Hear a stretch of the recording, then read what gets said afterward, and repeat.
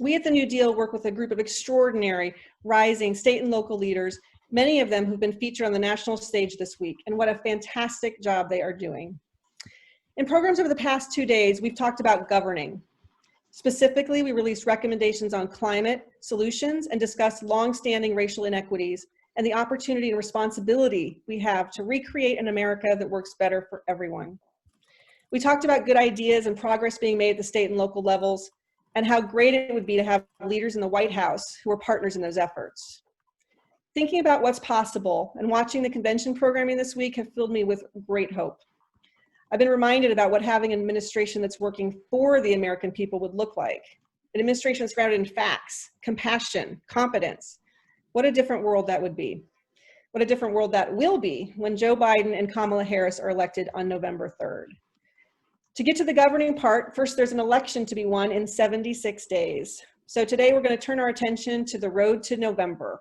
How do we win? We're excited today to be joined by a great group of people to help us answer that question. Some of the top political strategists in the country, several New Deal leaders from swing states, and we'll close hearing from John McCarthy, National Deputy Political Director for the Biden-Harris campaign, and Senator Chris Coons. So we're going to kick things off this morning or this afternoon, depending on where you are, with a stellar panel of political experts. I'm thrilled to welcome to the New Deal pollster Anna Greenberg and political strategists Akunna Cook and Bill Hyers. So Anna, I'm going to start with you. I know that all of us political junkies are always hungry for numbers. Let me introduce you quickly. Anna has had 20 years in polling, serving as the lead pollster for many successful campaigns, including Governors Michelle Lujan Grisham, Tom Wolf, and Ned Lamont. In 2014, she won Pollster of the Year award from the American Association of Political Consultants for her work with Mayor Bill de Blasio. And I happen to know from our pre-chat that she's got a lot on her plate for the 2020 elections, including a couple key swing Senate seats. So Anna, welcome. And what are you seeing out there 76 days out? Well, thank you so much for having me. And I would be remiss if I didn't mention that Bill Hyers got Manager of the Year in 2014 because we both did Bill de Blasio's race together. So that's how we know each other. And it was great. And he was an amazing manager. As you mentioned earlier, I'm working for Mark Kelly and for John Hickenlooper in those Senate races. And they're very, very exciting and going very, very well. So, I mean, what are we seeing? That's a kind of very, very big question. I think at the national level, things are very, I feel very optimistic. We've had, Joe Biden with a consistent high single digit or double digit lead for months against Trump. In particular, though, in July, when southern states in particular reopened and we had a resurgence or literally the first wave of coronavirus cases in the South, we saw a real pushback on the president. We saw a real drop for him. In July, he'd had a little bump in March-ish, April-ish when this first started. And it really not just sort of hurt him even in a range of states that sometimes we don't really think of as battleground, but it also hurt the down the line, bottom of the ticket. So Senate, congressional races, the incumbent Republicans in particular all saw their ratings decline along with Donald Trump's. And what's really clear is that their standing is heavily dependent on what's happening nationally. There certainly are exceptions. There are some states where individual incumbents have their own identity and relationship with voters, and they can kind of withstand, if Trump is unpopular or an albatross around the neck of many Republican incumbents. There are some who can withstand it, but truthfully, our races have gotten so much more polarized that that's actually less and less true. It's sort of much harder to see federal Democrats elected in red states, for example. It happens, Montana, for example, but it's actually less and less true as the country is more and more polarized. And so not only is Biden performing well at the top of the ticket, Trump's problems are dragging down incumbent Republicans, including incumbent Republicans in big Senate races and in House races. And one of the things that we see in our polls is that they all tend to go together, right? So like the presidential vote is very similar to the Senate vote, it's very similar to the House vote. And so it's a little humbling when you work on campaigns because you realize that you're also at the mercy of the national environment, and you can run the best campaign in the world, but the national environment probably plays a bigger role in your campaign than anything that you actually do. So, that's the good news. I think that what's more challenging is that obviously what matters is the Electoral College. And so we know that Hillary Clinton won the popular vote by 2.5 points and lost the Electoral College. And when you look at the state by state level, there's a lot of encouraging data, especially in some states that might have been considered breach states in the past. So, for example, states like Arizona look very competitive presidentially. Georgia looks competitive presidentially. North Carolina looks competitive presidentially. Some of the states that Obama won North Carolina the first time and not the second time, but also some states where it's been getting closer for Republicans, you're starting to see consistent leads for Biden. And it's important that that's happening in those states because it's still the case that the upper Midwest and Mid-Atlantic, thinking about Pennsylvania, are still probably going to be tougher for Democrats. And certainly in Wisconsin in particular, we have still seen tougher presidential ballots in that state. So, I feel fairly bullish. I think we will win some of those blue wall states that Hillary Clinton didn't win, but I'm not sure we'll win all of them. And we absolutely need some of these new states. And I'm feeling most bullish about Arizona, to be honest with you. We need some of those other states to come through because I don't think we can rely on the ones that we thought we could rely on in 2016 and 2020. So you always have to look at, the conventional wisdom is you need to have like a 10-point lead in the national polls to win the Electoral College. And so, again, so far that looks really good, but some of these state by state races are much tighter. The other piece that I think is concerning, and we're all aware of it, is just that, as Trump, I think, begins to realize that, he certainly, 538 gives him a 30% chance. I would never say he has no chance of winning, particularly not after 2016. And when I say winning, I mean winning in a fair and square kind of way. I don't mean winning in a way that involves cheating or suppression or that sort of thing. But, I think he's trying to, I think he's laying the groundwork to delegitimate the results if he doesn't win. He's already said 2 days ago that if he doesn't win, it means the election was rigged. And while, I think that for most people that doesn't have much effect, the extent that he can kind of delegitimate and create chaos, around what happens on election day means that period between election day and inauguration can be a very stressful time for American democracy. And so I think that when I think about the things that people are working on, worry about now, I think people are worried as much about whatever attempt he will make to undermine the actual election results as a way to stay in office, or at least do really bad things in 3 months before Biden's inaugurated, is as much of a concern, honestly, as the election itself. And, I would argue that, people who are working locally should be thinking about that as much as persuading somebody to vote one way or another. And I would also encourage people to think about it, not in a kind of like everybody should panic, but actually voters need to understand, like, we can do this. Like, we had an election during the Civil War. We had an election during World War II. We had an election during the Great Depression.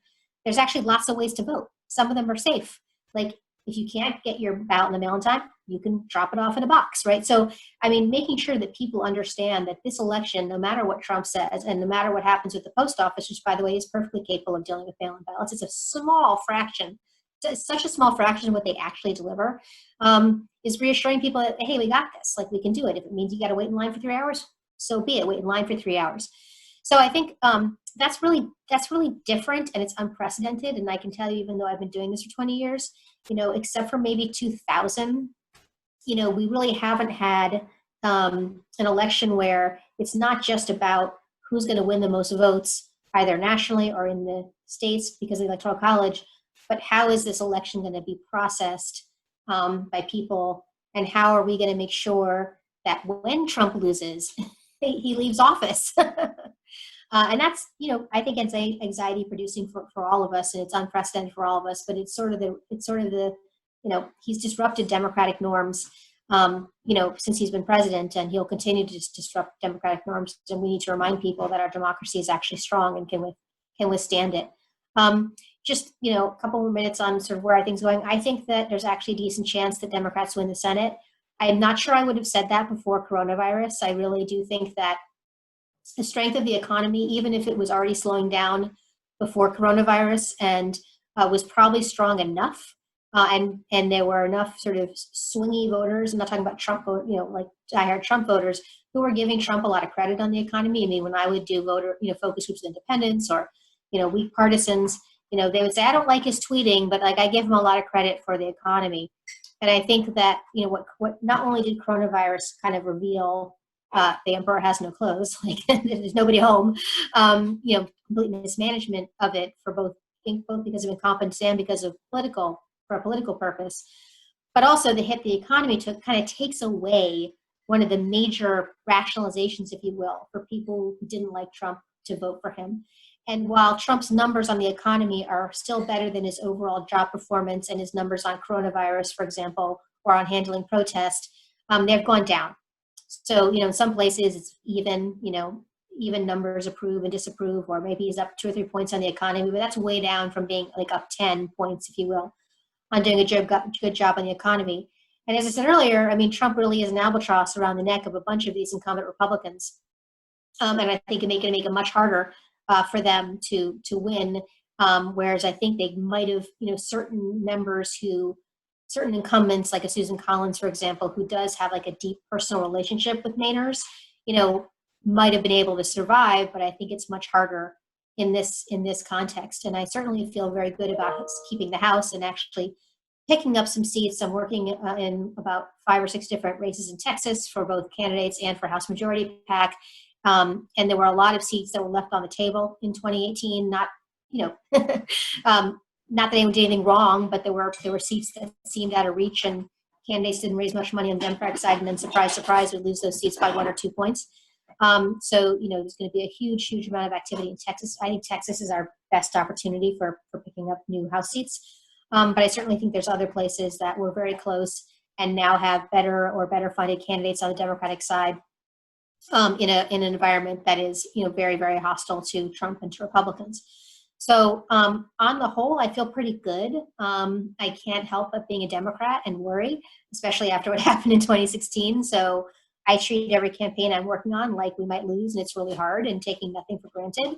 But I think at this moment in time, I think we're in a pretty good place. So I'll stop there and pass it on to the next speaker. Thank you so much, Anna. That was super helpful, and I feel you on that. I think we're all holding our breath. Loving seeing good news, but also just still traumatized about what happened and what can happen, as you say, when he's continuing to talk about what he might do on election nights. So let's turn now to Bill Hyers. Really appreciate Anna being here. If we can, we'll come back to questions for each of you. So Bill, as Anna mentioned, is an accomplished political consultant and was campaign manager of the year for Bill de Blasio's campaign, as she said.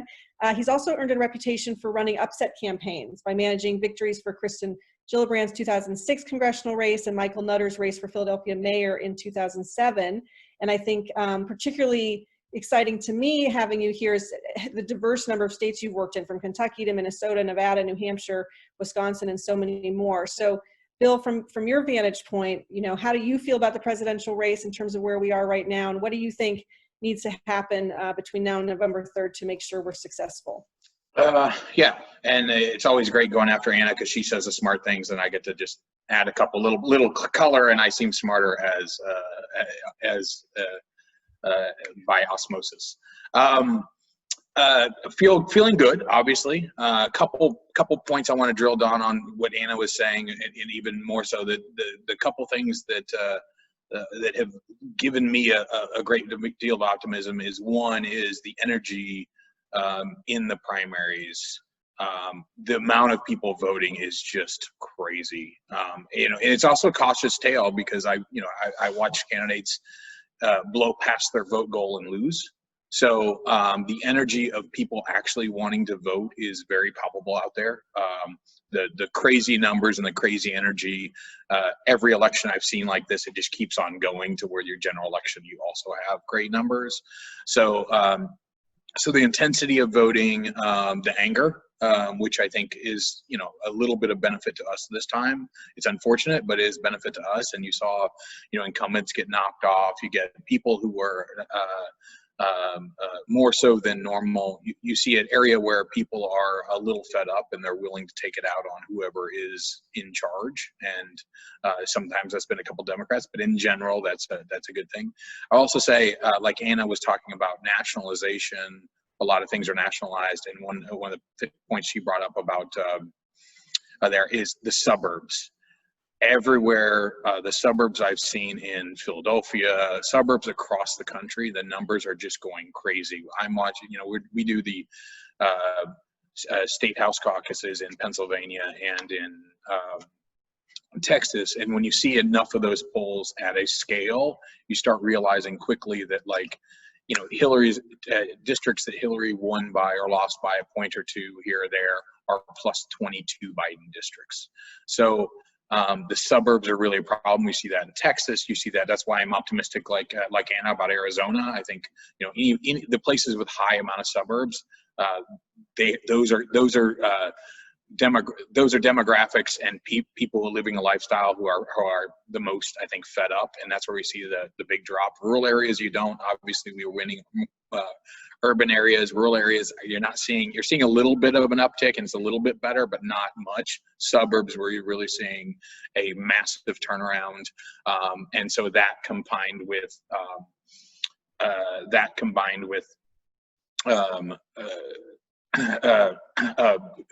energy in the urban areas could be very successful for us. And then again, to echo something else Anna said, the main worry I have is confusion. The president is good at this. He is good at trying just to seed chaos and not get people to understand what's going on. That's a problem. It's also a problem that a lot of I'm sitting in New York right now. Our voting laws really, and our voting technology hasn't been updated in God knows how long. And it took us a month to figure out our election. It wasn't because people weren't able to vote or anything like that. The infrastructure here was dated. So I think, I think any of that confusion, if you remember 2008, we switched in Obama. I was the Midwest director for Obama in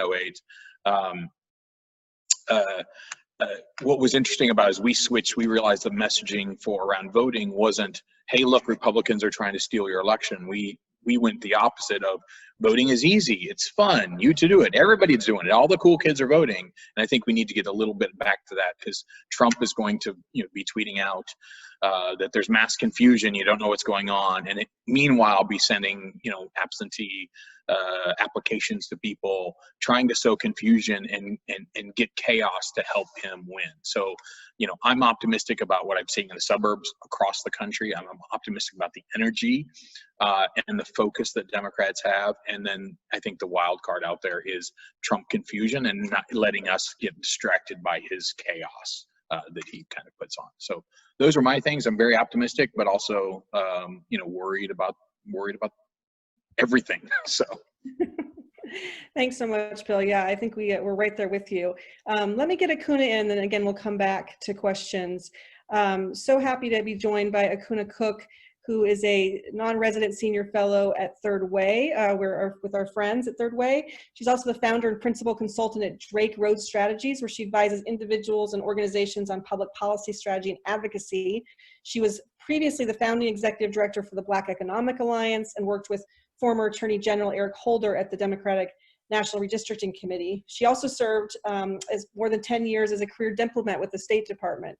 So Akunna, I've seen you writing recently and speaking a lot about the winning ticket, which gives me a lot of hope that you're hopeful. So tell us what you think about this winning ticket and what you're both excited about and concerned about as we head into November. Sure. So first, thanks, Debbie, for having me on this panel with, you know, Anna and Bill, who were just fantastic in laying out their analysis. I share although I would say I have a cautious optimism, but optimism all the same. So I think there are three things that are going to really factor into the outcome that we see in November. So one is obviously Trump and all of what that means, and his handling particularly of this pandemic. The second would be the vision that both Vice President Biden and Senator Kamala Harris and this Biden-Harris ticket, what they can lay out in terms of what a vision looks like under their administration and what life looks like under their administration, what it looks like for Democrats to win the Senate, what it looks like for them to win these down ballot races. So really Democrats' ability to say, this is how your life is going to be better under when we're in charge. And then last thing would be voter depression and suppression. So it's just starting with Trump and the pandemic. So Michelle Obama is right. We know that it is what it is when it comes to Trump. He's not going to be able to rise to the occasion and be what we need for him to be in this moment. But still, the dynamics of this pandemic could change. For example, we could see some wild card with some of the health outcomes, maybe death rates slow down or infection rates slow down. We could see something happen on the economic side. But in the meantime, we're dealing with a really harsh reality, particularly for communities of color. Just to put it in context for folks in the audience, we've had two huge shocks to the economic well-being of Black and Brown families over the last 12 years. So first you had the 2008 financial crisis, which response, frankly, was not very equitable. So we were able to rescue the auto industry and the banks, but didn't really get around to Black and Brown homeowners who were left holding the bag. As a result, more than 240,000 Black families lost their homes, bringing Black homeownership down to 1950s levels, so before the Fair Housing Act was even passed. So you fast forward to 2020 and you have this pandemic. We immediately see huge racial health disparities. We immediately see the economic impact of it. And the response initially with the PPP was such that, that was fumbled. And so a lot of Black and Brown businesses are left out. And the New York Fed has just recently reported that half of all Black small businesses have been wiped out. So you add the racial justice crisis on top of that, and we're in a pretty bleak place. So what's the plan, right? So it's not enough for Biden and Harris to say that Trump is terrible. We all know that. We've got to be able to paint a picture for a lot of these families on what life looks like once Democrats are in office, right? So what's an equitable COVID response look like, right? So when policy wonks like me talk about equity, that's a very loaded term. But for everyday people, it just means, am I going to get what I need from this government to be healthy, prosperous, and to have the opportunities that I need to take care of my family? So we really need to be able to answer that question for folks. How are we going to reimagine, given all of what's happening, the relationships between employers and employees? How is Biden's team going to reflect America, but really speak to the concerns of America, racial differences, class differences, geographic differences, right? So those are some of the things that I think are in front of us. And really just the ability to articulate what we should be hopeful about. I want to talk a bit about voter suppression and depression. Both Anna and Bill mentioned this a bit. Michelle Obama was not kidding. There are going to be people who, depending on where you live, are going to need to pack a bag to go and vote. And it's a tall order to ask of folks, right? So it's really important that we are giving people the enthusiasm and the hope for them to overcome the barriers that exist, particularly for people of color when it comes to voting, right? So we see Trump, I think today he just tweeted, if you can protest in person, you can vote in person. So all of his hijinks are going to continue and escalate between now and November. A word on depression. Since the beginning of this, and we know it from 2016, the goal for Trump and the Republicans isn't so much that they think that people of color are going to vote for Trump. What they are looking to do is to put out as much disinformation out there, to sow racial divisions out there so that people feel depressed and don't even bother to vote, which isn't really a hard thing when for a lot of people we're asking them to take some time off of work, to find childcare, to wait in lines for a long time. And so it's really going to be important that we think about what we're asking of voters, and that we're doing as much as we can to educate them about all of the ways that they can vote, much as Bill mentioned. Okay, so on our nominees, I feel great about this. And I think it's important to just start off, and I'm gonna say this a few times, Black folks are not a monolith, but when we talk about the ticket, there's a lot to be hopeful about. So first, Joe Biden himself. Yes, a lot of people have talked about Congressman Jim Clyburn's role in, bringing his campaign to life. But I also just want to remind folks that Biden has been popular with Black people even before he joined this race officially. My previous organization, you mentioned the Black Economic Alliance, did a poll, I believe it was April of 2019, and 68% of Black voters then were enthusiastic and comfortable with Joe Biden, right? That was the highest of everyone else who was in the field, including Kamala Harris and Cory Booker and so many other folks that were in that race. So this is somebody that Black people know and are comfortable with. And I think, a part of that, which a lot of analysts have commented, which I think is true, is that he is known as having been the first Black president's loyal vice president. So this is an older white man who had more experience, but was able to serve under a younger Black man and be loyal. And Black people know that this is not an everyday thing. So as Joe Biden has earned the level of affection that he enjoys in the Black community. And then he turns around and went in a race that he really could have picked anyone, right, and justified it and probably could have won and certainly convinced a lot of people that it was the right choice. He picks Kamala Harris, who brings so much to this ticket in terms of energy and enthusiasm, right? So she's somebody that everybody feels like they can relate to. But the challenge is that there are a good 20 to 25% of the electorate who probably, because they're not on Twitter and watching MSNBC and following politics every day, don't know everything about Kamala Harris's biography. And so part of what lies ahead for her and Joe Biden is really telling her story, getting her out there, getting people more familiar with her, and again, selling their vision. Lastly, I'll just talk a bit about the Black vote. So again, we're not a monolith. There's a lot of variation according to rate, age, geography, and class. And just to pick up on some of what Bill was saying in the suburbs, we're also in the suburbs. Roughly 35% of all Black Americans live in the suburbs. The suburbs are increasingly diverse. And so when Trump is talking to quote unquote suburban housewives, I know he has in mind white women, but there are a lot of Black, brown, and otherwise folks, and folks from other backgrounds living in the suburbs. That said, we still have a bit of segregation, and so we need to be speaking to communities, making sure that we're recognizing the diversity in those communities, talking to the economic issues, those kitchen table issues, including healthcare, particularly childcare, wage gaps, the things that are always salient during elections. But also this year, we also need to talk about racism. Anna does polls, and I don't know if she's seen this, but over and over, we have seen that Black and brown folks are really concerned about the racism and heightened racial tensions in this environment. And we know that we as a country, we are really bad at dealing and processing and talking about our history and our realities around race. And that leaves us vulnerable to Russian meddling, disinformation spreading online. And so I would really encourage everyone, all candidates, to speak openly about race. And luckily we have Barack Obama, who is a resource and frankly is one of the best communicators on race. As folks will probably remember his 2008 campaign and the speech he gave then around race, which is still one of the best speeches on the topic. And so I'll leave it there by saying that I feel really optimistic about this race, and particularly our ability to engage voters of color. Great, thanks so much, Akunna. Let me just, I'll ask you before, and then I'll head backwards a little bit. Well, we've got just a few minutes for questions.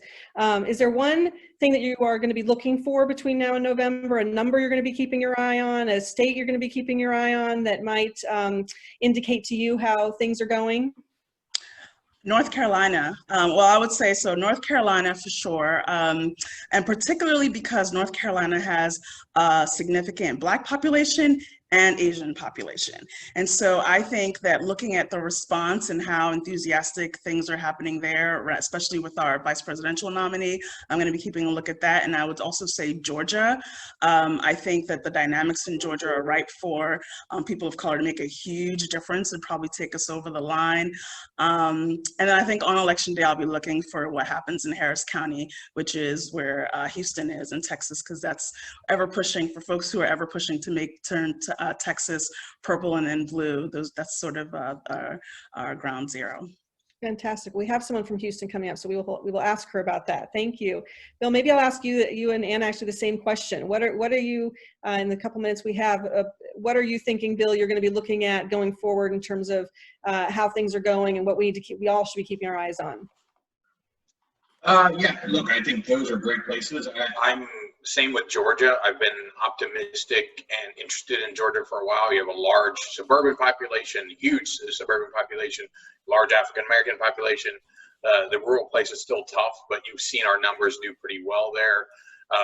Like she was saying, Houston, Harris County, but a lot of the Texas suburbs, like Anna was mentioning, we're going to pick up House seats there, and like that growth is real, and see if it sustains and go all the way through. And then, you know, one of the blue wall states, I am the least optimistic about Wisconsin. Like Anna said, I think Michigan's in pretty good shape. But I think Wisconsin will give you a little insight. I mean, it's easy to concentrate on Pennsylvania, but I think Wisconsin, like, you know, looking at those numbers and how they keep on moving out, it's been pretty stable but close the entire time. So see if there's any movement there, and I think that'll show you if the, you know, quote unquote blue wall is there or not holding. I think Georgia will show you, Georgia, North Carolina will show you if you have some growth areas, and then Texas and like Arizona, if the Southwest and those regions start really trending down in a real way. I'm very hopeful that they are, and that, you know, I think we're a little bit away from Texas being a swing state, but if we can get there quicker than we think, ooh, that's a nice one. Fantastic. And I'll Well, I agree with everything. What I would focus on is more, I will be taking a look starting in October at ballot returns and early vote, because that's a huge, it is true that historically it doesn't really change the composition of the electorate. It just changes when people vote. But what we also saw, particularly in the 2020 primaries post-COVID, is that it was a really good indicator of turnout. So the speed with which the ballots came in and people voted early in the pattern. So I'll be looking at all those states too, but you know, this election actually starts like the second week in October, because I think ballots some places go out early October. And you know, many secretaries of states will allow you to track returns and sort of see where things are going. Thank you guys, all of you so much. It gave us a lot to think about, both that cautious optimism, I think that's as far as any of us are willing to go right now, but also, you know, a lot to think about preparing for what may happen on an election night. So I just, again, want to thank all three of you for your time and your expertise, and for joining us today. Sure. Pleasure. Thank you. Thank you. We're going to turn now to some swing states. We are thrilled to have with us three New Deal leaders who are living in states that are swing states, and we're going to get their view from what's happening on the ground. We're going to be hearing from State Representative Margaret Good from Florida, State Representative Jordan Harris from Pennsylvania, and former Houston City Councilwoman and U.S. Senate candidate Amanda Edwards. So I want to thank all three of you for being with us. And I want to start, if we can, in Florida. Margaret, you represent Sarasota, a seat that you flipped in 2018. Where you're now a congressional candidate, which you are going to win that seat. So Florida had its primary yesterday, and I'm just wondering how you're feeling things are looking, both coming out of that primary for your own race, but also importantly, kind of presidential, a state at large. Yeah, thanks, Debbie, so much for inviting me to speak, and I'm excited to talk to you about Florida. I am feeling also cautiously optimistic, maybe in my own life a little bit bullish, because I think, you know, Florida is ground zero and such an important state to win. And, you know, I think you see coming out of the primary yesterday a real movement in the in turnout in Florida. The Republican turnout was down by about 3% in my district. The Democratic turnout was up about 1% in my district as compared to the 2016 primary, which is a huge thing. For those of you who don't know, I represent Northern Sarasota County. I have the distinction of being the Democrat who holds the most Republican district in the Florida legislature. And now I'm working on winning this congressional district, which is slightly less Republican. But I represent a suburban district that leans Republican. My state senator is the chair of the Republican Party. And we have seen a lot of shift in this part of the state. And I think a lot of that has to do with the lack of leadership, not just at the top of the ticket, but also the gubernatorial leadership. You know, and you can't really talk about the November election without talking about COVID, and at least in Florida, and what that looks like. We've seen the failure of leadership to begin with, with respect to lack of testing and then lack of transparency in the results and lack of accurate reporting.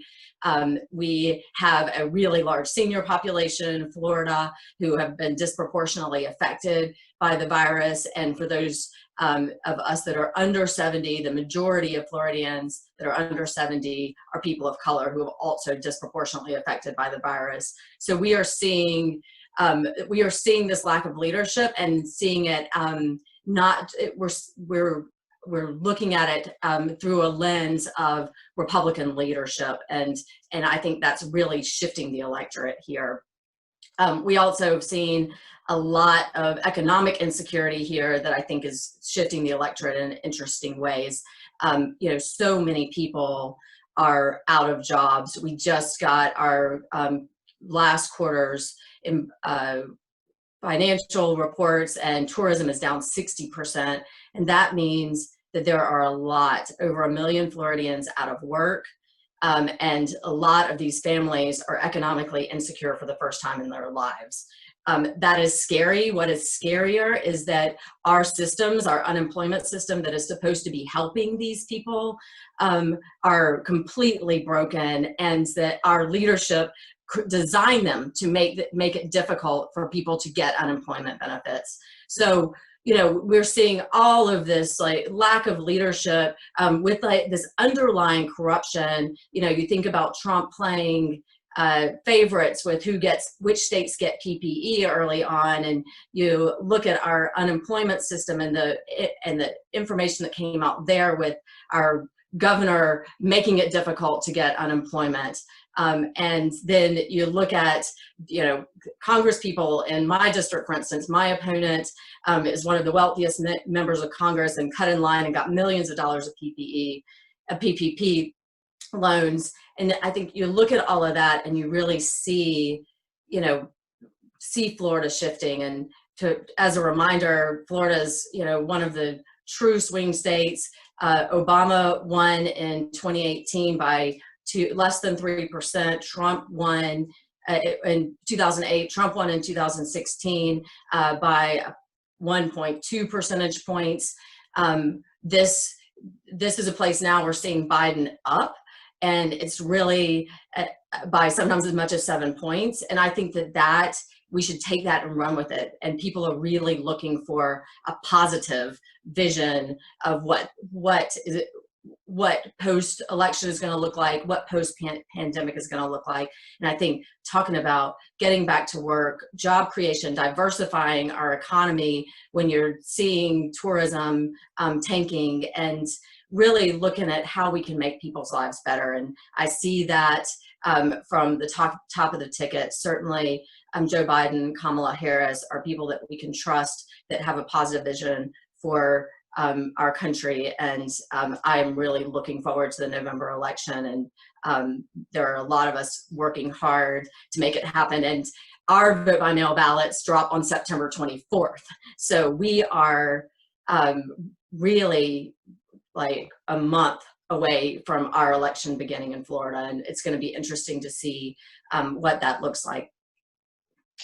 Fantastic, Margaret. Thanks so much. It's all eyes will always be on Florida, and so when it comes to elections, so we will really appreciate your kind of insights on the ground. Let me turn now to Pennsylvania, another swing state we all know. As people know, Pennsylvania's vote for Donald Trump was part of the fall of the blue wall. Before Trump, Pennsylvania had voted solidly Democratic from 1992 all the way through 2012. Of course, Joe Biden is a native son from Scranton, but we need to kind of figure out what's going to happen there. So let me welcome to the program Jordan Harris, Pennsylvania House Whip, who represents Philadelphia. Welcome, and what are you seeing on the ground in Jordan in Pennsylvania? Well, first of all, thank you so much for having me here, and I'm so excited to be talking to so many of you throughout the country. We are ready in Pennsylvania to go to the polls and to vote, and we're extremely excited to vote for Vice President Biden and hopefully our next Vice President, Kamala Harris. Now, here's the thing. Pennsylvania, right, in 2016, I was down. I could tell you, it's one of those events where it's like you remember where you were. The night of the presidential election of 2016, I was down at a hotel. It was called the Sheraton Hotel. It's a union hotel here in Philadelphia, so we always have our events there at Sheraton. But we were down there at the hotel in the big ballroom, and all of the Pennsylvania Democrats were there, and we were all excited because, of course, Hillary Clinton is going to win. Now, if you rewind back to 2016, you remember that the night before the election, you had President Obama, Michelle Obama, President Clinton, Secretary Clinton, and Chelsea Clinton all in Philadelphia the night before the election, right? So we had been energized for a few days now. So I'm excited. We're all excited. 2016, we're in this ballroom, and then the numbers start coming in. And then drinks start flowing even more. Tears started rolling as the night went on, and people could not believe, one, not that Donald Trump won the presidential election, but two, that Donald Trump actually won Pennsylvania, right? So I remember that night, and I am not trying to have that same type of experience here in 2020. Now, understand this. Pennsylvania has 20 electoral college votes, and Donald Trump won Pennsylvania by less than 45,000 votes. Now, I want you to kind of understand how small of a number that is when you compare it to how large Pennsylvania is, right? Just in the city of Philadelphia, we have 1.6 million Philadelphians. Philadelphia clearly is a Democratic stronghold. In the city of Philadelphia, we have 1,692 divisions. Some folks may call them precincts in other parts of the country. We call them divisions. 1,692 divisions. That means that if Hillary Clinton would have gotten 30 more votes, at around 30 more votes per division, just in the city of Philadelphia, we're not talking about anywhere else outside of the city of Philadelphia, just in the city of Philadelphia, she would have gotten Pennsylvania's 20 electoral college votes. And if, Michigan, which I think Michigan was only about 10, 11,000 votes, if Michigan would have went, and, a couple other things would have happened. And we're not talking about hundreds of thousands of votes. We're literally talking about the smallest of margins of votes. Donald Trump would not have won, and Hillary Clinton would have been the president, right? So I stress that because I want folks to see, we always say that all politics is local, right? And most folks don't, a lot of folks that we, in our districts that we work with don't really grasp the concept of the electoral college and how basically the presidential election is basically 50, well, a little bit more because of some of the territories, but they're basically small presidential elections. So Pennsylvania's election is a small presidential election, and we were 44,322 votes away from making it happen for Hillary Clinton. So 1,692 divisions, 30 people per division. Check this out. The average household in Philadelphia has 3 people. That means if every division, if we'd had 10 households go out and vote for Hillary Clinton, we would have given her our 20 electoral college votes, right? So clearly I'm a numbers nerd.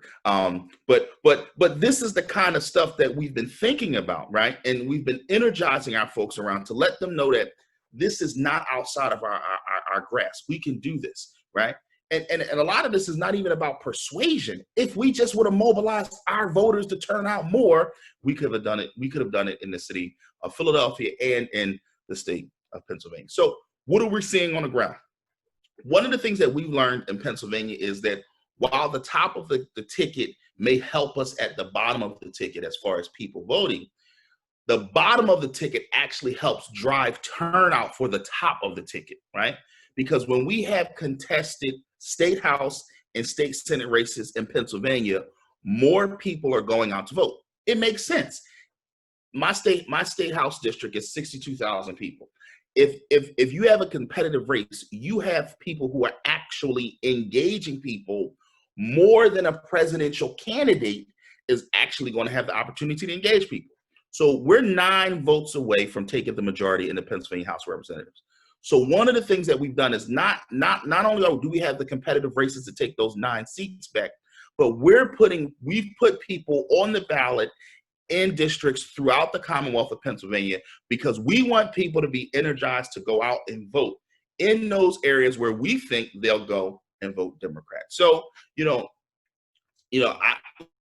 I'm not doing any predictions, this go around. I am letting our work speak for ourselves, and we're not door knock. Well, some of our folks are door knocking, but a lot of us aren't door knocking because of Corona. But we're definitely phone banking. We're definitely hosting a lot of Zooms. I be on Zoom all day long, y'all. I mean, it's one Zoom after I'm like Zoom.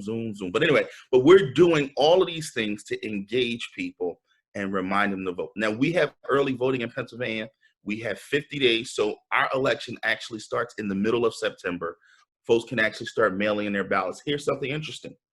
The Republicans are so scared in Pennsylvania that they've sued the state of Pennsylvania so that we cannot have boxes where people can drop their ballots off.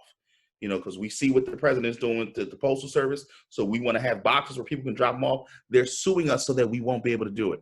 So I am a part of the lawsuit, the counter lawsuit against the RNC, so that we can have those boxes. Because we know the more access that we provide for folks, the more folks that are going to vote. And if they're voting in the city of Philadelphia, they're going to be voting for Joe Biden. I love it, Jordan. I love it. And I love your numbers. And, I have a lot of hope that with you on the ticket too, with you out there, you're going to persuade a lot of people. So thank you for that. And thank you for, we have time. I'm going to come back and ask you a little bit of question about campaigning in Pennsylvania, which is an interesting state. But I do want to make sure that we have time to start with talking about a state that who knew we would even be talking about at this stage in the game, Texas. And I love that our initial presenters talked about Texas being in play. So we're grateful to have Amanda Edwards, again, former Houston City Councilwoman and former New Deal leader, and who ran herself a really inspiring, frankly, race for U.S. Senate in Texas. So she's been out around the whole state. So my question to you, Amanda, is this real? Is Texas flippable? Texas is flippable, and not only is it flippable, but it's flippable in 2020. And I think that's the message that I really want people to internalize, digest, yes, swallow what I said. It's doable and flippable in 2020. And the reason that I say that is that Texans, especially folks who are part of the Democratic Party and just part of just everyday Texans, they are hungry for change. We have had a power paradigm that has been the status quo for quite some time. And of course, people predicted, and reports would tell you that sometime in the mid-2020s, the state of Texas would be able to be flipped in terms of a statewide race. However, there was a guy by the name of Beto in 2018 that revealed to us that speed was a little bit too slow, and that Texas was actually ready to flip right now. And a lot of that was predicated on how people responded to Donald Trump. But in addition to that, there is a changing face of Texas. The voters now are getting younger. The newly registered voters are people of color, a significant percentage of which are people who are young. And more people are moving to Texas. The cities are getting larger. The rural communities are smaller, and so it's really reversing the trend. I am a native Houstonian, born and raised. I live in Houston now, and that is home, the epicenter of many things right now. Hopefully we're getting away from the epicenter of coronavirus spread, but we're also the epicenter of how Texas is changing, how this country is changing. We're the most diverse city and county in the nation, and so not only did Harris County go for Hillary, and that it's already blue, but it's getting bluer and bluer and bluer. And so we know that the counties, surrounding counties and suburbs are the big grab that Beto was able to make in his run, in which he came within 215,000 votes of winning. And just to give you the how significant that is in Texas, that's 2.5%. In terms of 2.5% in terms of when he tried to run against Cruz. And then that's a state of 29 million people. So that's pretty small in Texas in terms of the number of people. That's less than a city council district, and Houston has 11 of those. And so just to kind of give you a sense of how close we already are, in the last month, I've only seen one poll, one that showed Donald Trump in the lead over Biden. So all other polls have shown Biden in the lead in Texas. And there's another piece of this that's really exciting, which is that we have some House seats that are up for grab. We need 9 House seats, 9 state House seats that have to flip in order for Texas to regain power in the House and the state legislature. So what does that mean? So then we get to redistrict, realign in terms of our congressional districts, because the population that's coming to Texas is going Democratic. And so as a result, there's a lot of energy surrounding those House seats. And out of the House seats, in terms of people who are running, there are 20 races right now. Out of 20 races where there are Democratic contenders and seats up for grab, 18 of which show those Democratic candidates. 18 of those Democratic candidates are actually in the lead. So do I believe that the state House will flip? Absolutely. Do I believe that will help with turnout? Absolutely. Here in Harris County, we had historic numbers in a runoff election during the primary. People are anxious about COVID. People are anxious about the failed leadership with respect to COVID, but also people are anxious in terms of what's happened with George Floyd. And we have to remember that the Biden-Harris ticket is historic. It is historic. And we have a strong, fast-growing Asian population here that is getting energized behind her candidate, Kamala Harris being on the ticket, as well as a strong demographic of African Americans here in Texas. In fact, Texas is home to over 1.5 million Blacks, and that's largest in any other state. And so that is a big grab if you can get the Black community to get galvanized in Texas. And so that's up for grabs, and it's something that the party, the Democratic Party statewide, is mobilizing around. Powered by the People, which is a PAC run by Beto, and the Texas Coalition of Black Democrats have all put forward a concerted effort to really get more and more Black community members organized and ready to vote. Our Latino population, again, we are continuing to work, Latinx and community, we're continuing to work vigorously to make sure that leadership is reaching out to that demographic. It's not something that we should take for granted. And I would concur with some of the commentary in terms of the DNC needing some more voices from the Latinx community to be speaking and representative, to not take any vote for granted. And so I think here in Texas, we're gonna surprise a lot of people, just like what happened in 2018. And although Beto didn't win, he certainly shocked the nation. I think when you saw the commentators looking at the state of Texas and they tried to make it go blue, they didn't even know how to do that when you saw the screen. And so it's just something that's been out of our radar. But, you know, a lot of folks here are ready for change. And I think if, you know, just to give you a sense of what was happening in our primary and how far Texas has changed, just in the Texas Democratic primary, Biden and Bernie Sanders were actually neck and neck. And that is unheard of in a state like Texas. So just to kind of give you a sense on the changing political paradigm in Texas, it is in fact real. It's happening in 2020. And I would not be surprised if you have a shocker on our hands come this election night. So I'm excited about the shocker. I think having Kamala Harris as the pick, it was an excellent decision as it relates to being able to galvanize, get more broad-based support behind this ticket. And I think we are set for a number of surprises across the South, but also in the rest of the country because of how people are feeling, thinking, and ready for change. And I think this has been an illustration, you know, COVID and how everyone's life has been turned upside down in this way. And it's been a wake-up call for those of us who haven't, maybe we say we support a candidate, but we haven't been energized and working for those candidates. People I've never seen getting out emails are getting those emails out because they know it's within reach. And so I think we are going to see a very big surprise coming from Texas this election cycle. And you'll see this big Texas-sized smile on my face when it happens. I love that, Amanda. Thank you so much. That's exciting news, actually, really exciting news. I have a question for each of you. We have about 6-7 minutes left. So and I'm going to ask a question I could really ask to any of you, that is not state specific, but I'd like to get a couple kind of ideas in here about this election cycle. So for Amanda, on you, I'm thinking about voter suppression, given that you were talking about this changing diversity and changing demographics in Texas. So again, I'm sure it's true in all 3 states, but what are you seeing on the ground in terms of, those efforts and what's happening to kind of counteract them already? Yes, so of course, the attack on our U.S. Postal Service, which is unbelievable, and President Trump has not even tried to be discreet about it, which is even more, absurd. But yes, that has been one of the major ways. The lawsuits, we've had multiple lawsuits in concert with vote by mail, with us trying to seek to expand that.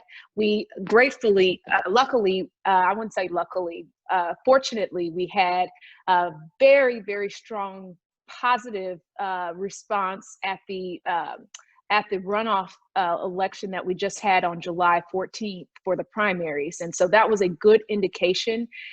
People felt safe in terms of the appropriate level of social distancing.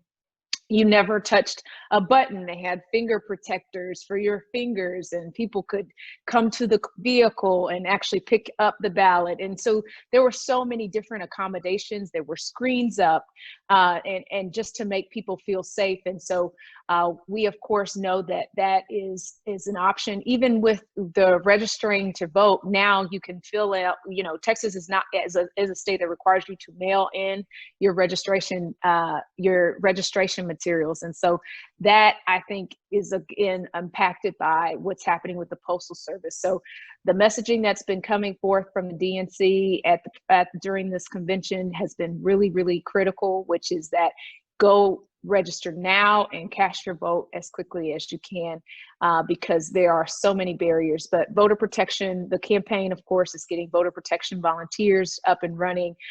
Fair Fight, one of our own NewDEALers, New Dealer alums, led by Stacey Abrams, has been. Oops. Amanda, I think we lost you. I'm going to assume you can still see me, everyone. But I appreciate, Amanda, what you were saying about Texas. I'd like to go back to Margaret Good, if I could. Margaret, just in a minute or so, another big aspect of this whole campaign, and you're in the middle of it, is having to campaign in the time of COVID. Jordan mentioned it a little bit. So I'm just curious about kind of anything you're seeing about just your own techniques and how you're thinking that how it looks like the Biden campaign's doing in these kind of unique circumstances in Florida to reach out to voters even when they can't be there in person. Yeah, I mean, I think the underlying excitement of this campaign is being fueled regardless of whether or not we can see each other in person. And I know, from my experience campaigning, we have been doing a lot of Zoom events. There's been several Biden caravans in this area that have been very well received. And I think that people fundamentally know what to do. I was just referencing our primary that was last night.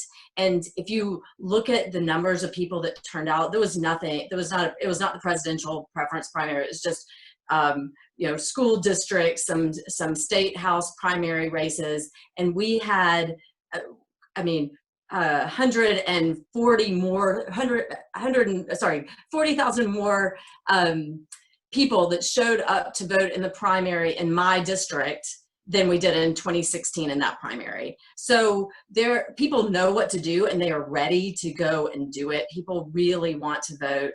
And we have changed our laws in Florida because of the 2018 races that were so close in the recounts, and moved up our vote by mail deadline so people have extra time to vote. And I think you're seeing that is actually working to the advantage of voters, that people have the time and are making it happen.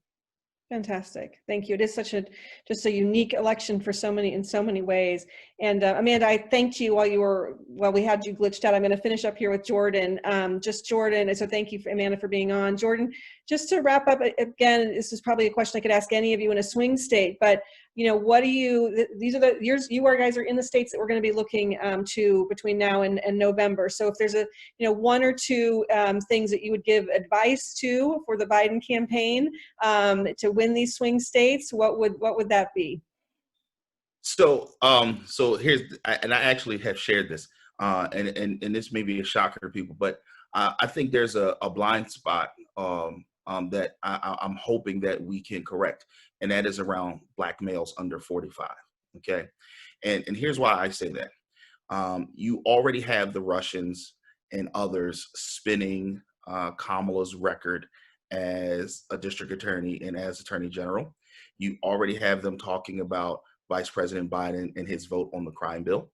Well, one of the top issues for African-American males under the age of 45 is criminal justice.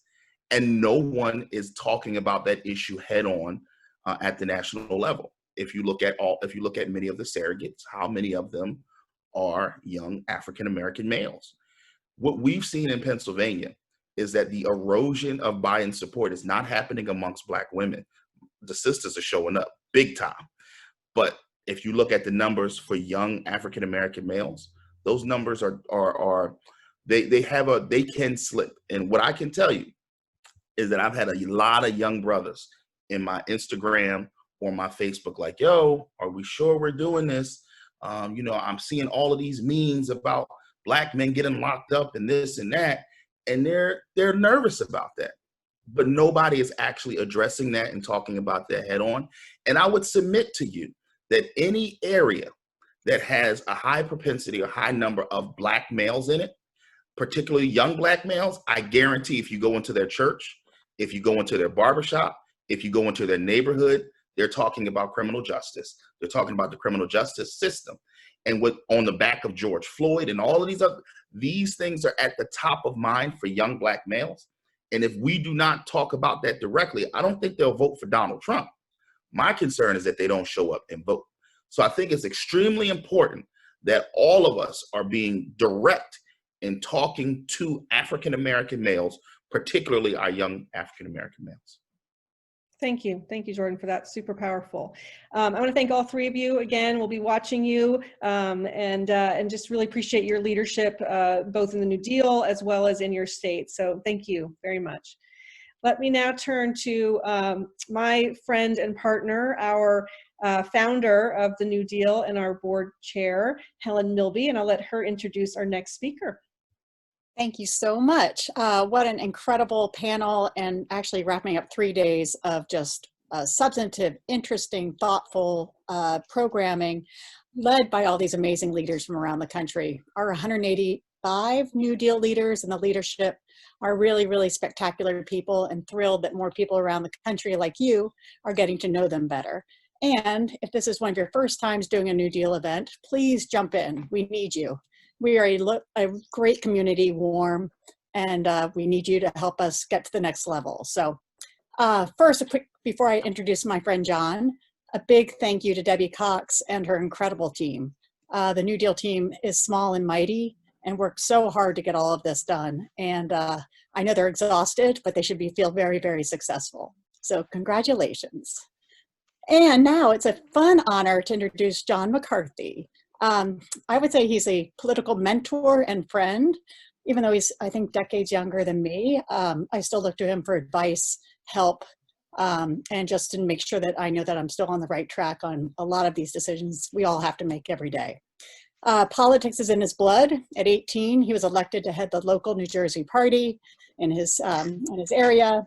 Youngest chief of staff on the Hill when he was there to the great Brendan Boyle. And then Vice President Biden found him and tapped him to be the national deputy political director.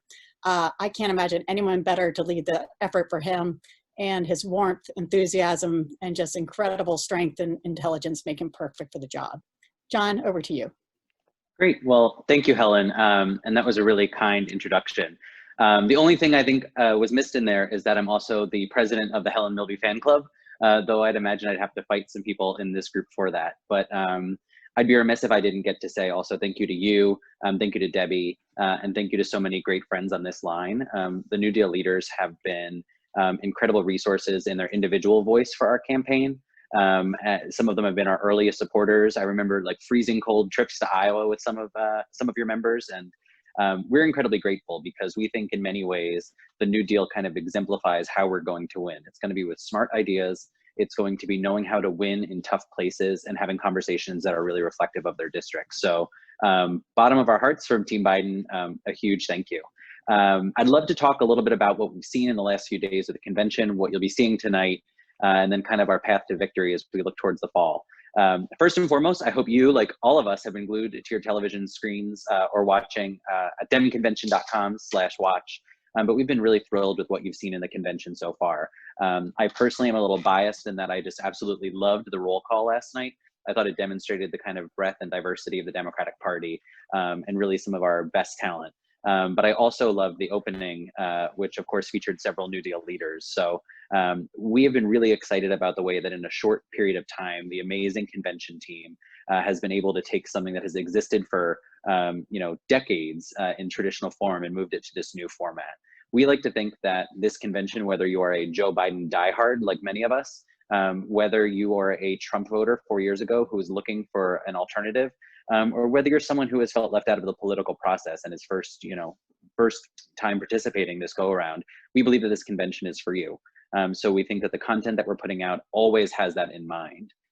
Tonight, you're going to be hearing from some amazing speakers with our overall theming of a more perfect union.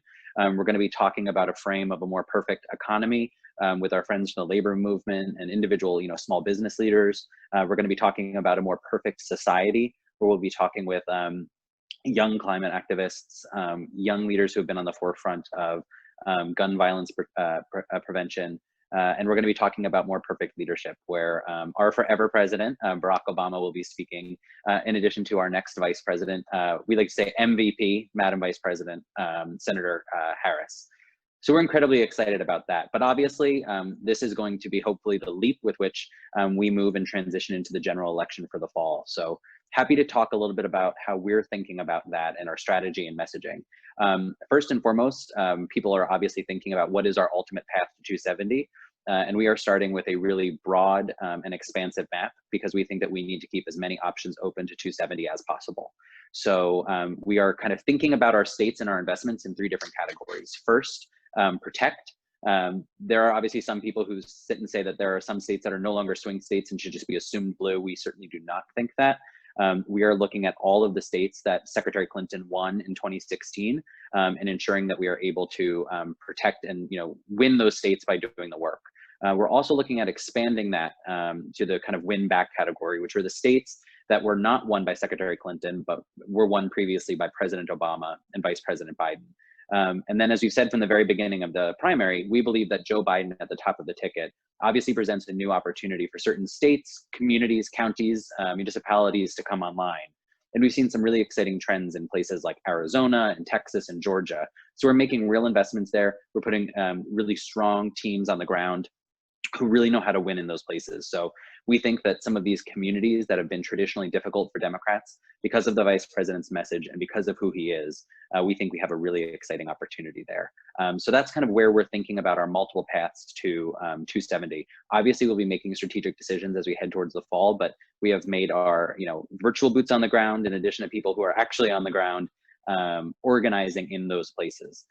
We hope that you've also seen, as we think about how do we campaign virtually in COVID, we recently announced our $280 million ad buy, which is obviously a really significant investment this early on in the campaign cycle. We've invested on, not traditional Democratic outlets like Fox News. We've also made significant investments into African-American radio, Latino television and print media, and really the outlets that kind of represent the diverse base of the Democratic Party. But we've also invested in new technology that allows us to actually model really some of the nuances inside of those communities as well, so that when we're presenting content on digital platforms from Netflix to Hulu and Twitter and Facebook, that we're actually presenting it in a way that is reflective of the people who are consuming it. So we've been really excited about our digital investments.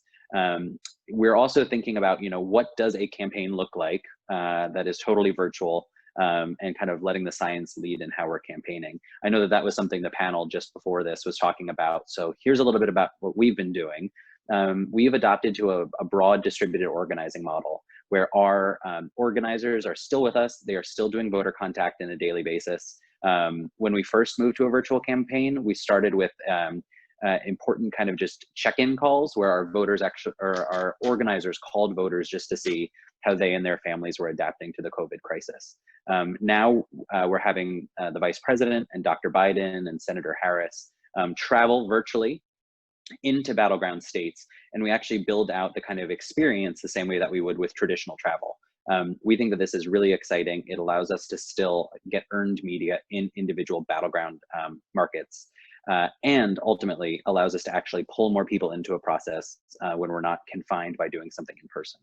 So what these virtual travel days look like will be, a campaign principal traveling to a state. In the morning, they might do a virtual roundtable with small business leaders. In the afternoon, they might do a listening session with elected officials from that state.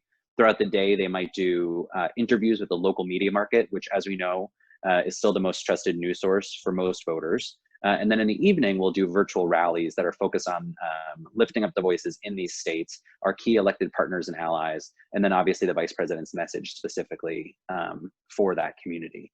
We're building this the same way that we would in person. We're doing texts, we're doing calls, inviting people to the event, but instead of getting 1,000 people in a room, we're getting in the tens of thousands.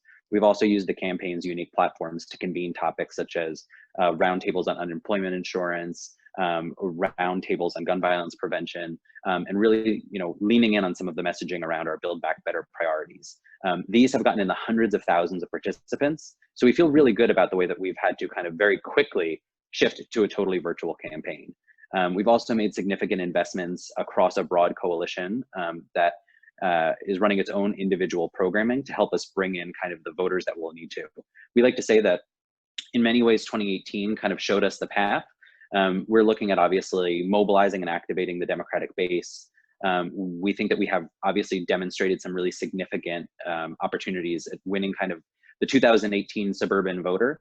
If you look back at the primary, the Vice President won the suburban vote in Virginia by 24 points and in North Carolina by 12. And we think that that is something that we can ultimately kind of replicate as we shift out our investments in organizing heading into the fall. But I know, as Representative Harris was just saying before this, we also think that the Vice President has the unique ability to bring over some of the voters who have been kind of disaffected recently with the Democratic Party. That includes African-American men, Latino men, college or non-college educated voters, blue-collar workers, and the Obama-Trump voters, people who voted for President Obama in the past and then voted for President Trump. We feel as though we have a really good opportunity to bring a lot of those people into the fold. And it's ultimately because we're leaving no stone unturned. We're organizing across all of these different issue portfolios. If there is a community that someone identifies with, I think we have a program up and running for them. Just 2 days ago, we did a conference call for airline pilots for Biden. So I think we have almost every constituency covered. But I think if I could leave this call with anything as an ask, it would just be that we obviously need you and your networks to plug in. Every single day is going to be a unique challenge in running against Donald Trump. Not only is there no playbook on how to run a virtual campaign, there's certainly not a playbook on how to run against President Trump, who we know will throw every trick in the book against us. So we need your intel, we need your support, and ultimately we need those in your networks to plug in. So please know that our door is more than open. Consider us a giant virtual field office, but we really need your help and support in plugging in. So thank you to the New Deal, and I'll pass it back to Helen and Debbie. Yeah, thank you so much, John. I just want to echo Helen's, just thanking you for your strong support, for a longtime friendship of New Deal, and also just huge congratulations. Like, what a heck of a convention you guys are putting on in an unprecedented way. We've been loving seeing all the New Deal leaders who've been highlighted, and you've been such a great supporter and champion for up and coming next generation leaders. So we're really grateful for that too. But in general, it's just inspiring, and we're really grateful for all your work. So thank you. It is my great pleasure now to turn the program over. I can't think of a better way to close, actually, than having with us, fresh off his nomination of Vice President Biden yesterday, Senator Chris Coons. Many of you may know that Chris Coons is a longtime friend of New Deal as well. He's also a vice chair of New Deal. But from my perspective, so exciting because he was someone that I worked with from the time he was a county commissioner, even before that, all the way up to where he is now. And what's so exciting about that is just seeing, as we see with so many New Deal leaders, the investment in leaders at the state and local level paying off and having such an impact on our public servants in the country. So Senator Coons, for you, really just love to hear from you on, taking a step backwards. What's, the stakes in this election? This is it. You're closing out 3 days of our program. We talked about governing. Today was about winning an election, but just remind us what is at stake. Thanks, Debbie. Thanks, Debbie and Helen. Thank you for everything that you're doing at New Deal. As I was literally just relating to a Wall Street Journal reporter in explaining to him why it was urgent that I wrap up and get off so I could participate in this great conversation. I said to him, if we want to have hope and optimism about the next generation of elected leaders, all you have to do is to spend time getting to know folks who are active with New Deal. A number of whom, Brendan Boyle, not least among them, John, were profiled last night in the sort of virtual keynote that reached across not just the Commonwealth of Pennsylvania, but the entire country to show the range of skill and talent. I was sharing with this reporter that as a young county executive and county council president, I didn't have enough great role models. I had a good friend who was our governor, Jack Markell. I had a few other acquaintances in county government around the country, but I had a lot of problems right in front of me about how to balance the budget, how to deal with our workforce, our unions, how to deal with a criminal predecessor who had done all sorts of things that I was being made to pay for, but hadn't been left the resources to deal with. Frankly, just having a community that could help debate and discuss work-life balance issues, and why pursue this? Why be part of politics, and why pursue elected office when I had a very young family at that point, 3 very young kids who are now all in college. So first, what are the consequences if we didn't have New Deal? Ours would be a much less robust, sustained politics. This is an important community, and I'm excited that you are all on this together. Your question to me, Debbie, was, what does it mean? What's at stake in this election? I did a call yesterday with former Secretary of State, the first Madam Secretary, Madeleine Albright, and with Michelle Flournoy, a dear friend who I think is one of our leading, if not the leading voice in the Democratic Party on national security policy, someone with deep knowledge of the Department of Defense and a good sense of balance. And we were speaking to an audience through NDI of ambassadors and representatives from more than 100 countries. It was a bracing reminder that the whole world really is watching. We spent 7 decades after the Second World War building a global network of alliances of open societies committed to democracy, to freedom of press, freedom of speech, to elections as the means of transition, and to human rights. And all of that has been put at risk in just 4 years, where President Trump has shown himself to be an unreliable ally. He's winked or ignored human rights violations from Hong Kong to Xinjiang, from the treatment of the Uyghurs to the treatment of the Rohingya, and really caused lasting damage to America's standing in the world by coddling dictators and by putting his thumb in the eye of our closest and most trusted allies and partners from Germany to Canada. So what's at stake? First, our place in the world.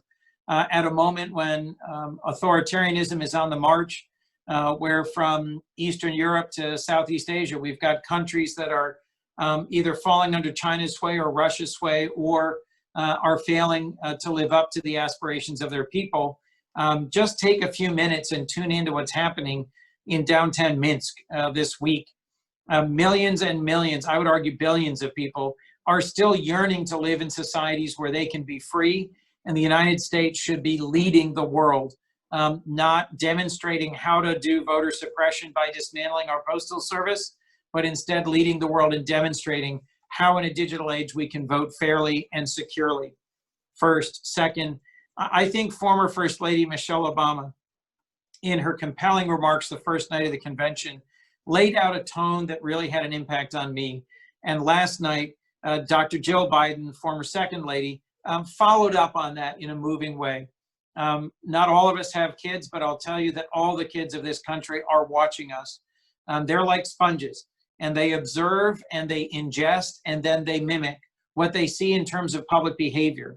And the ways in which our current president mocks and demeans and marginalizes not just his political opponents, but even his own most loyal supporters. His takedown of Jeff Sessions, a very conservative man who was the first senator to endorse him and has now been utterly cast out by him. The ways in which he trashes and demeans friends and foes alike sets a very bad standard for conduct, not just online, but in the real world. So what's at stake? The Democratic Party and its strength for the future at the state and local level. The idea that elected life and civil discourse are desirable, that compromise is positive, that the workings of a democracy are sustainable and important, and then our own sense of our place and our respect on the world stage. We could end up 20 years from now looking back at this election as the turning point, where we slid into second-class status as a nation known globally as nativist, isolationist, and protectionist, a country that was more interested in its own economic interests and its own selfish and adolescent self-indulgence than it was in helping lead the world. Or we could look back at this as another critical moment of correction, reinvention, and reinvigoration, when the United States saw the moment clearly, threw aside the temptations of a Donald Trump siren song that appeals to the most base instincts in all of us, and instead move forward confidently, optimistically, to build back better a nation that is about justice, opportunity, and inclusion. So folks, the election that we're all involved in, I'm up. I've got a primary and a general in September and November. I suspect many on this call have been harangued recently by your own campaign managers for why you shouldn't be doing this. You should be out there raising money and virtually connecting with people by text or by phone. This campaign matters more than any I've been involved in, and I've been involved in politics actively for 30 years. My first Democratic convention was 1988 as a staffer, a very young, very junior staffer, working alongside a guy named Jack Markell. My first convention as a delegate was 1996. It is, of course, enormously disappointing that we're not all in Milwaukee having confetti and balloon drops rain down on our head as we cheer ourselves hoarse for Joe Biden and Kamala Harris. But what we're seeing of Joe, his decision for his running mate, his decision for the conduct of this convention, is a reminder of how he is deciding and how he would lead as president. He's listening to the experts. He's doing what is in the interests of the public. And although this is a virtual convention, as John just said, the roll call of the states was incredibly inspiring. If you got through last night without a tear in your eye, you weren't really listening, because we had incredible, inspiring, and compelling stories of brave individuals overcoming deep healthcare challenges, of Joe Biden overcoming grief and loss, and of a lasting and enduring friendship between John McCain and Joe Biden, and of the deep love of a wonderful, capable, talented teacher, Jill Biden, who helped build back a stronger family after the tragic losses that marked Joe's early life as a newly elected senator. We have an amazing convention underway. It is a reminder of why we're all in this, but I hope this brief guided tour of the things that keep me up at night, which are the possible consequences, positive and negative, of this election, are a reminder to you that we are literally in the midst of making history. We are in the midst of the worst public health crisis since 1918, the worst economic crisis since 1928, and the worst division in terms of race and inequality and a public focus on it since 1968. 2020 will be a memorable year. The only question is whether we will bend the arc of our history towards a more just, inclusive, and democratic society and future. That happens if we elect Kamala Harris and Joe Biden. Thanks so much, Senator. Thanks, Debbie. I know, like I kind of want to ask, I said maybe if we had time to ask questions. I kind of feel like, why would we ask questions? I was just like, I just want to run out the door and just say, go, everything go. So, you and John. Let's do this. Let's do this. Let's do this. I think we can do this. So I think we do. I think we should just leave it there. Frankly, I feel like you and John gave a great call to arms and call to action, and just reminded us of what's at stake here. And the truth is that just like you said, Senator, there are no higher stakes in this election, and we just have to get this done because our democracy is at stake. So I'm going to leave it there because you did it for me. So thank you both of you so much for all your work, for your leadership. The theme last night was Leadership Matters, as John reminded us, and I will just say that both of your leadership matters. I'm so grateful to all the New Deal leaders and everyone who's on this call. They are stepping up and they are governing from the front lines. They know what's at stake here. They know that to govern this country in a different way, we're going to have to win this election, and I know that they're with us on that. So again, thank you to everyone. I do want to just mention that we will continue to do virtual programming throughout this fall. I hope you'll join us for that. And please mark your calendars for our fall conference, December 2nd through 4th, which will likely be virtually, but will be equally as important to be talking about a new administration's goals and priorities in December. And so we're going to need all of your voices for that as well. So thank you for spending 3 days of your convention programming with us. We are looking forward to tonight, John and Senator, and we are looking forward to working with you all the way through November. Thank you all. Thanks, Helen. Thanks, Debbie. Thanks, John. Great to see you all. Thank you so much.